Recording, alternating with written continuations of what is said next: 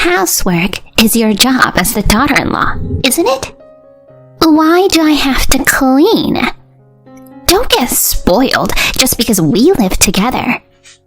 You're shameless. I can't believe it.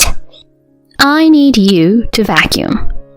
That's the reaction I got when I asked for help. Actually, I injured my leg falling down the stairs recently. I can't do household chores and childcare properly anymore.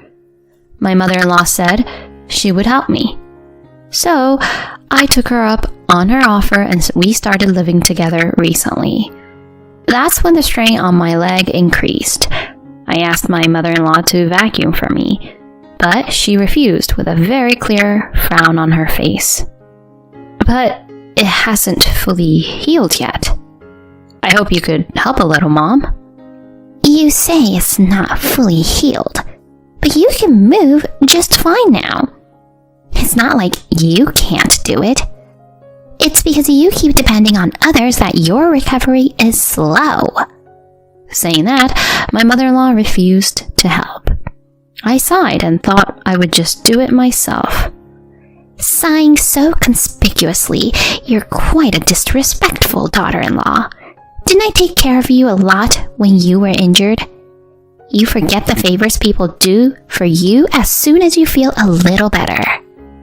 My mother-in-law said this with a self-righteous tone.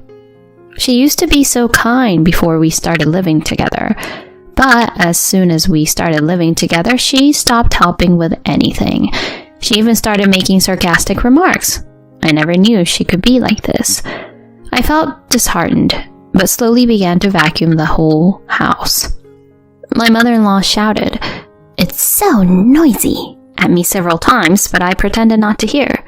My irritated mother-in-law eventually left the house to go somewhere. My mother-in-law returned around dinner time. My husband and daughter were also at the dining table. She came back with both hands full, looking satisfied. "Let's eat this instead of such a simple meal." When I looked inside the bag that my mother-in-law placed on the table, I found steak, caviar, and even foie gras. These are all high-quality ingredients, aren't they? What's going on here? When I asked, my mother-in-law smiled mischievously and began, "Well, you see..." I turned pale upon hearing what she started to say. My name is Eleanor, and I'm a full-time housewife. I live with my husband Jack and our preschooler daughter Mia, and we're known as a friendly and close-knit family in the neighborhood. I met my husband at a company-sponsored social event several years ago. Since he had a demanding job, I decided to quit my job and take care of the household and childcare. One day, I injured myself falling down the stairs, and my leg is in pain, making it difficult to manage childcare and housework as I'd like. Jack, can't you take a break from work? I'm currently swamped, and I can't afford to take days off. My family lives far away, so it's not easy for them to come and help. That's why I asked my mother-in-law, who occasionally visits us because she lives nearby, to come and assist. "Eleanor, are you alright? You had quite a serious injury, didn't you? It must have been painful." My mother-in-law was very concerned about my injuries. "I'm sorry, Mom. Thank you for your help." "It's alright. Leave it to me. Let Mia play with her grandmother. Then I'll go grocery shopping and prepare dinner." My mother-in-law, who had come to our rescue, took over for me since I couldn't move. She took care of our daughter, prepared meals, and even cleaned the house. Having my mother-in-law here was a tremendous help. I had grown quite comfortable with her presence. So when my husband proposed the idea of living together, I agreed, without hesitation. Our house was a single-family residence, and we had plenty of room. I thought her being here would make household chores and childcare much easier. I had no idea how wrong I was. Once my mother-in-law and I decided to move in together, it didn't take long. My husband's family had been renting their previous place, so they vacated it swiftly, and my mother-in-law moved in right away. In the beginning, when we started living together, things seemed to be going smoothly. However, household chores are your responsibility as the daughter-in-law, aren't they? Why do I have to do the cleaning? Just because we live together, don't get too comfortable. It's really quite audacious, and that's just not acceptable. Since my leg hadn't fully healed, I asked my mother-in-law to vacuum for me, but she openly refused, making a displeased face.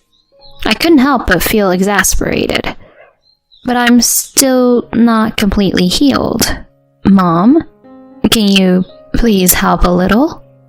Even if you say you're not completely healed, you can move just fine now. It's not like you can't do it.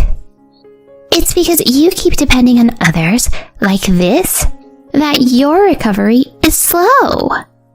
Saying that, my mother-in-law refused to help. When we had just started living together, she used to assist with household chores, but even that became sporadic. Recently, she hardly did anything at all. As for my husband, ever since we moved in together, he's grown quite dependent on his parents and seems to have reverted to a more childlike state. No matter what I said, I couldn't get through to my mother-in-law, as my husband always took her side. I asked my mother-in-law to at least clean up the areas she had made a mess in, but she wouldn't listen. Unable to do anything else, I would let out a sigh and continue to handle all the household chores by myself, as I always did. This seemed to irritate my mother-in-law even more. Sighing so conspicuously, you're quite a disrespectful daughter-in-law.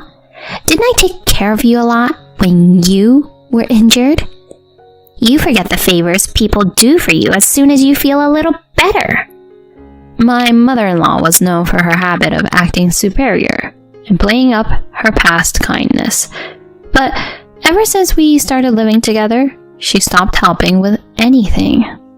She started making sarcastic remarks, and I couldn't believe what kind of person she had become. I felt disheartened, but slowly began to vacuum the whole house. My mother-in-law shouted, "It's so noisy!" at me several times, but I pretended not to hear. My irritated mother-in-law eventually left the house to go somewhere. My mother-in-law returned around dinner time. My husband and daughter were also at the dining table. She came back with both hands full, looking satisfied. "Let's eat this instead of such a simple meal." When I looked inside the bag that my mother-in-law placed on the table, I found steak, caviar, and even foie gras. These are all high-quality ingredients, aren't they? What's going on here? When I asked that, my mother-in-law smiled mischievously and began. "Well, you see." My mother-in-law, who had gotten angry with me for vacuuming loudly, had gone to a famous restaurant in her car and purchased these items for takeout, she explained. "Because both Jack and Mia are always eating such frugal meals, aren't they? Don't you want to give them something good to eat once in a while?" That's my mom for you. Experienced homemakers have a different perspective. Let's dig in right away. I interrupted my enthusiastic husband and asked my mother-in-law, "How did you afford this? You're on a pension, so you shouldn't have the means, right?" "Well, that's right. So I used the money I found in that shelf over there." I looked at the spot where my mother-in-law pointed and felt a sense of dread.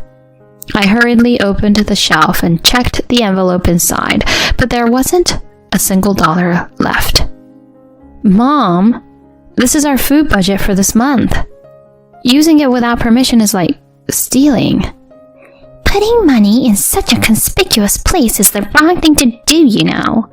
It's your fault, Eleanor, isn't it?" She tried to shift the blame onto me, and my husband sided with her, claiming it was because of my lax management. No matter how much I protested, they wouldn't listen, and I ended up paying for the remaining food expenses this month. Then one morning, I woke up to find my daughter wetting the bed. I'm sorry. Oh, that's unusual. Don't worry, it'll be fine after we wash it.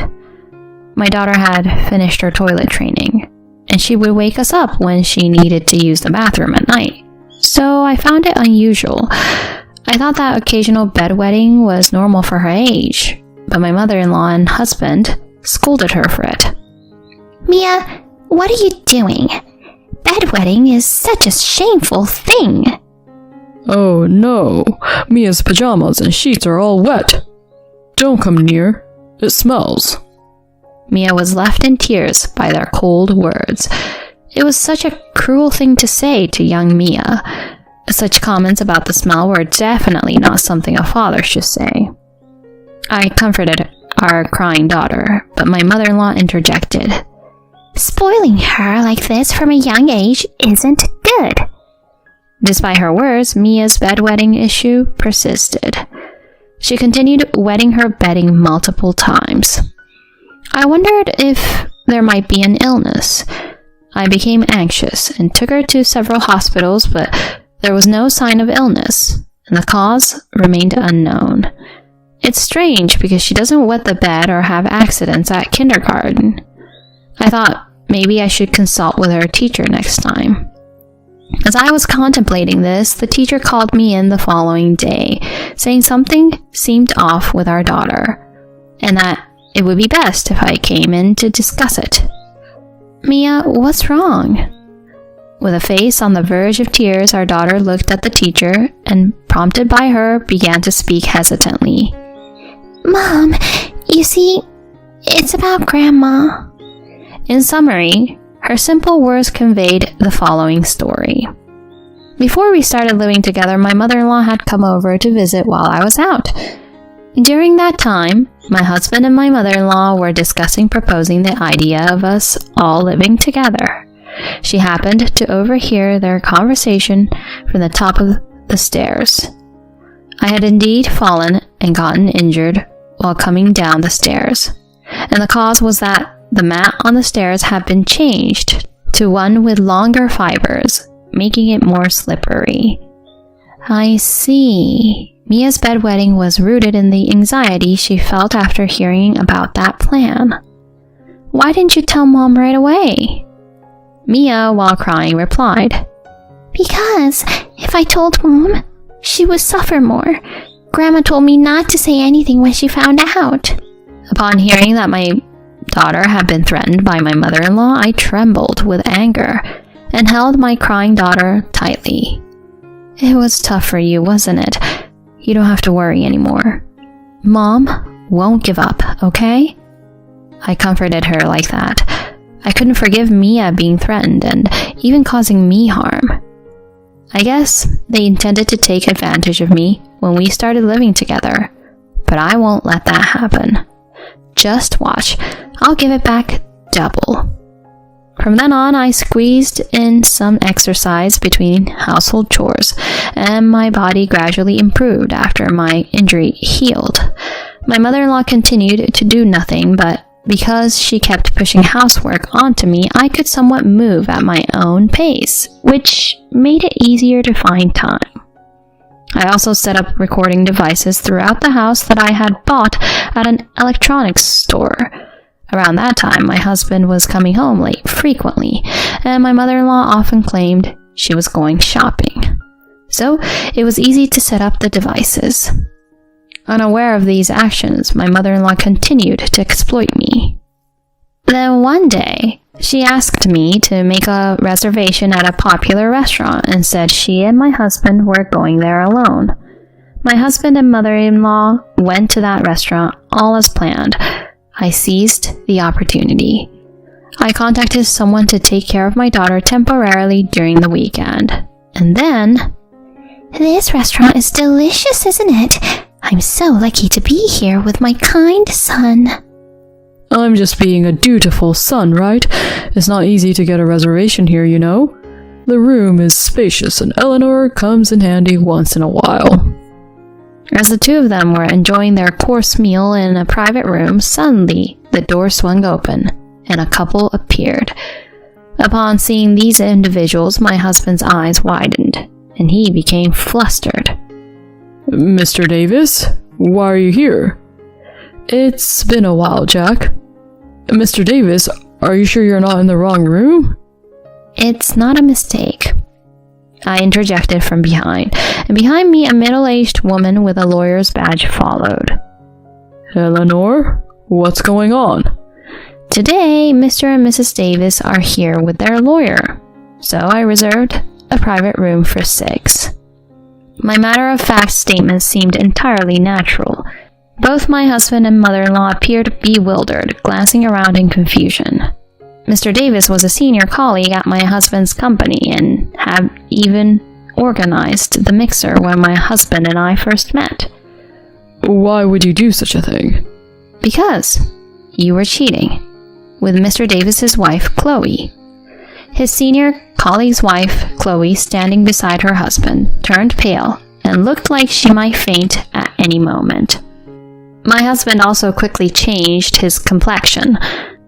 The other day, in order to confirm my daughter's story, I set up recording devices throughout the house. It became clear that my husband had been making secret phone calls there repeatedly, addressing someone as Chloe in a friendly manner.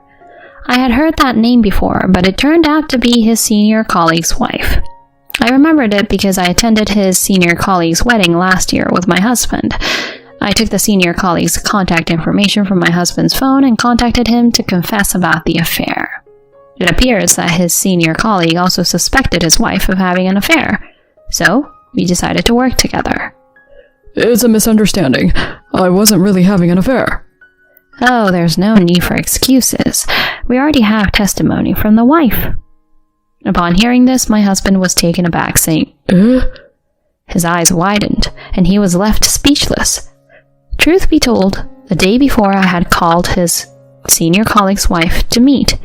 Initially, she feigned ignorance, but when I advised, you should just be honest, you know there's compensation and everything, right? When I hinted at reducing the compensation, she opened up and talked freely. She and my husband were colleagues from work, and their relationship turned this way while they were discussing their married lives. When I boldly stated I had evidence through recordings and testimonies, my husband knelt down and begged his senior colleague for forgiveness. I'm very sorry. I'm sorry, but I can't forgive you. I've already sent a registered letter to the company, so be prepared for the consequences from HR. The senior colleague coldly pushed away my husband. Jack, we're getting a divorce, and I'll be sure to get alimony and child support. When the lawyer conveyed the amounts, my husband seemed desperate and clung to me. Eleanor, I'm begging you. I'll kick my mother out and we can start over again. Enough with the jokes. I've already recorded your verbal abuse towards me, so I can claim compensation. Above all, I can't imagine starting over with someone who threatens my daughter. I stated it firmly. Also on the recorder, I also have evidence of your mom's theft. When my mother-in-law heard this, she trembled noticeably. Perhaps she had something to hide, so she kept silent for a long time. But I won't let her off the hook either. Not only did you steal money from the house, but you also sold the boat model that Jack cherished so much on a flea market app, didn't you? You must have been spending recklessly with that money. When I mentioned this, it seemed like my husband didn't know about it. He became furious with his mom. His mother yelled, "Spending money on such junk! You shouldn't have cheated in the first place!" But my husband also. Mom, you must have known about the affair too. Don't criticize me while ignoring your own actions. And so a parent-child argument began. My mother-in-law was about to grab my husband by the collar, but the lawyer I had on standby calmly called the police. Afterward, his senior colleague and I, with our respective lawyers in between, successfully finalized our divorces. I received a substantial amount of compensation from the senior colleague's wife. She has suggested reducing the amount, but I never hinted at accepting any reduction. Rumors of my ex-husband's infidelity spread at his workplace, but because he had to make payments for compensation and child support, he couldn't quit. Since my ex-husband's company dealt with products for women, it seemed he had made many female colleagues his enemies. As a result, he was often assigned warehouse duties instead of sales positions. One day, my ex-husband was hiding and smoking inside the warehouse.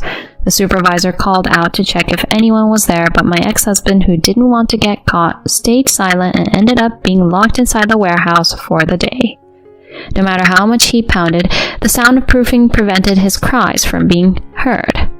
Locked in a place with no water supply or anything else, my ex-husband was found by the security guard who came for the night patrol 6 hours later. Rumor has it he accidentally wet himself. With the gossip spreading, my ex-husband understandably resigned from the company. Now he's apparently working multiple part-time jobs and living with his mom. By the way, his senior colleague's ex-wife, her parents paid the compensation all at once for her, and now she's being made to do manual labor in a company run by relatives. Once she tried to escape and roll back to her ex-husband's place, but her compatibility with her former mother-in-law was terrible. They were arguing loudly, and the police warned them. In the end, she was taken back to her parents' house. Honestly, even hearing such a story, I couldn't muster any sympathy. I couldn't help but think, you reap what you sow. As for me, I used the qualifications I obtained before marriage and found a new job. Fortunately, once my daughter separated from my ex-husband and ex-mother-in-law, her bedwetting quickly improved. It seems she made new friends right away at the new nursery. She would even take a friend who had an accident to the bathroom and get them a pair of underwear from the changing shelf. There are times when she gently supports them, as the teacher told me. I felt happy sensing my daughter's kindness and resilience. She has overcome difficult times. I am proud to have a daughter who is kind to others.